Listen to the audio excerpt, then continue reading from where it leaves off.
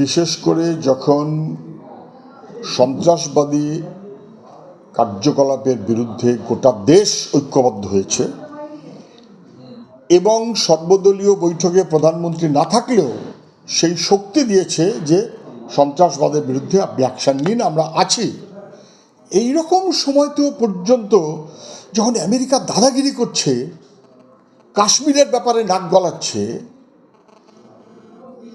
ব্যবসার কথা বলে চোখ রাঙাচ্ছে, আমেরিকার প্রেসিডেন্ট বলছেন তারপরে ভারত বলছে, একবারও প্রধানমন্ত্রী তার ভাষণে কাশ্মীর প্রসঙ্গে এই দাদাগিরি চলবে না, কিংবা এই মধ্যস্থতা তৃতীয় পক্ষের চলবে না, কিংবা এই চোখ রাঙানো চলবে না, একবারের জন্য কাশ্মীরের প্রসঙ্গেই হোক আর ট্রাম্পের এই মনোভাবের বিরুদ্ধে একটা শব্দ উচ্চারণ করতে পারলেন না।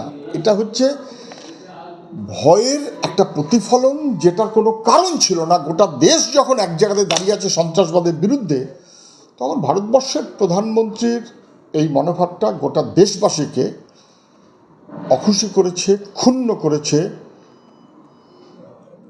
এটা কখনোই ঠিক হয়নি, এটা কোনোভাবেই ঠিক হয়নি। এটা বুঝিয়ে দিল যে ভারত তার মানুষ, বছরের পর বছর ধরে আমাদের যে নীতি, পররাষ্ট্র নীতি, সেখানে একটা অ্যাবজেক্ট সারেন্ডার করা হচ্ছে। দুর্ভাগ্য।